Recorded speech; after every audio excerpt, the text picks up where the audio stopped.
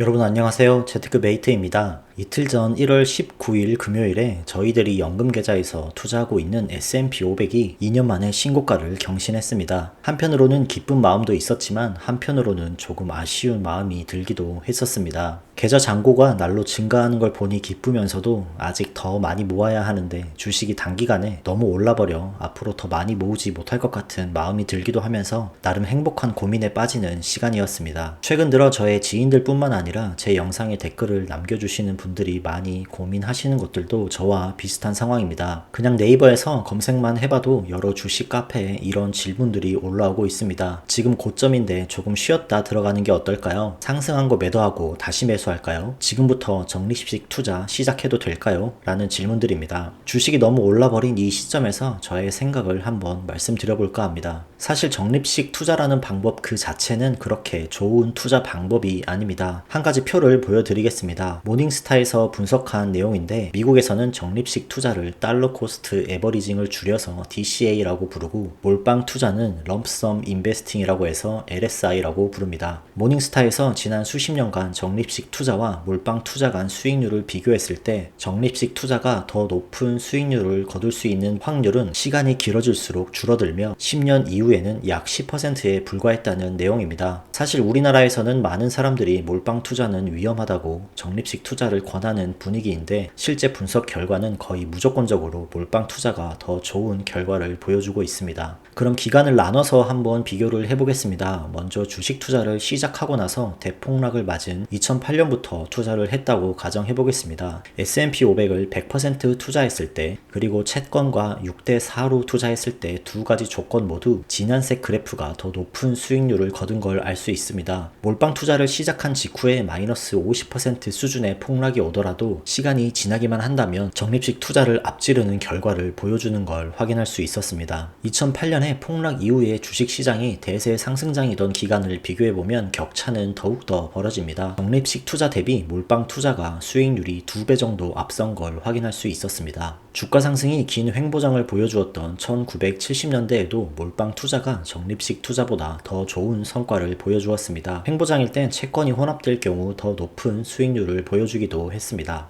앞서 적립식 투자가 이길 수 있는 확률이 10%가 채 되지 않는다고 했었는데 그 시기가 바로 두 번의 대폭락이 왔을 때입니다. 모두 잘 알고 계시는 2002년 닷컴 버블과 2008년 금융위기를 모두 포함하는 시기여야만 적립식 투자가 몰빵 투자를 이길 수 있었습니다. 여기까지 결과만 보고 나면 그럼 적립식 투자가 아니라 몰빵 투자를 했어야 했나라고 생각하기 쉽지만 저는 그렇게 생각하지 않습니다. 저는 그럼에도 불구하고 적립식 투자를 해야 한다고 생각을 합니다. 앞서 모닝스타에서 보여주었던 결과는 단순히 지난 시간들을 수학적으로 분석을 했던 결과입니다. 하지만 사람 마음이란 게 숫자만 보고 컨트롤할 수 있는 것이 아니기 때문에 그 시기를 어떻게 이겨내느냐가 가장 중요한 지표일 수도 있습니다. 앞선 차트 중 두 개를 다시 한번 살펴보겠습니다. 투자 직후 대폭락이 왔을 때를 보면 몰빵 투자를 했을 경우 단순히 원금만 회복하는데 4년의 시간이 걸린 걸 볼 수 있습니다. 같은 기간 적립식 투자는 높은 수익률은 아니지만 마이너스가 아닌 걸 볼 수 있습니다. 두 번의 대폭락이 왔던 오른쪽 차트를 다시 보면 몰빵 투자의 경우 원금 회복에만 6년이 소요가 됩니다. 하지만 적립식 투자를 했다면 손실폭은 적은 대신 3, 4년 정도 지나면 플러스로 전환되는 걸 볼 수 있습니다. 우리가 연금으로 장기 투자를 한다고 하지만 사회 진출이 늦은 우리나라의 특성상 길어야 20년 남짓 투자를 할 수가 있습니다. 매우 길다면 30년까지도 가능은 하겠지만 쉽지 않은 것이 현실입니다. 20년의 투자 기간 중 4분의 1을 차지하는 4에서 6년이란 시간 동안 원금 회복도 못하고 있다면 투자자들이 과연 버틸 수 있을까요? 아마 대부분의 투자자들이 이래서 주식은 하는 게 아니다 라고 하면서 아예 주식 시장을 떠나버릴 수가 있습니다. 우리 노후의 평생을 책임질 자금이기 때문에 더 높은 수익률을 보여주는 것보다 잃지 않는 투자, 그래서 오랫동안 할 수 있는 투자가 저는 더 중요하다고 생각을 하기 때문에 몰빵 투자보다는 적립식 투자를 선호합니다. 사실 S&P 500의 지난 수십 년간의 차트를 돌이켜보면 거의 대부분의 기간이 항상 고점이었습니다. 2002년, 2008년, 2020년 정도를 제외하면 항상 근 몇 년 사이에서 가장 고점이었던 걸 확인할 수 있습니다. 아마도 2009년, 2010년,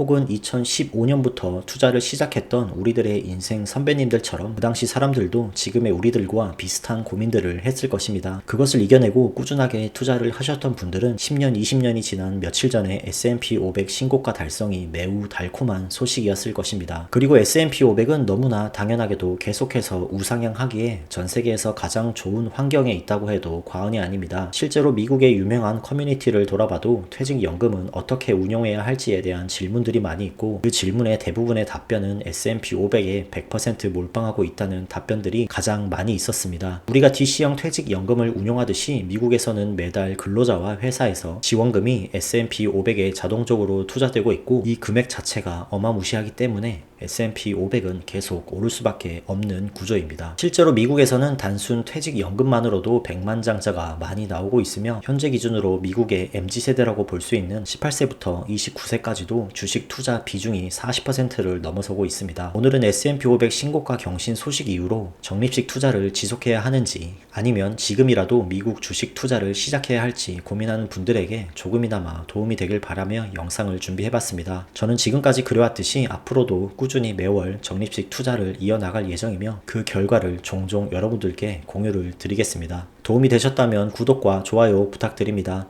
다음번에도 더욱 유익하고 도움되는 영상으로 찾아뵙겠습니다. 감사합니다.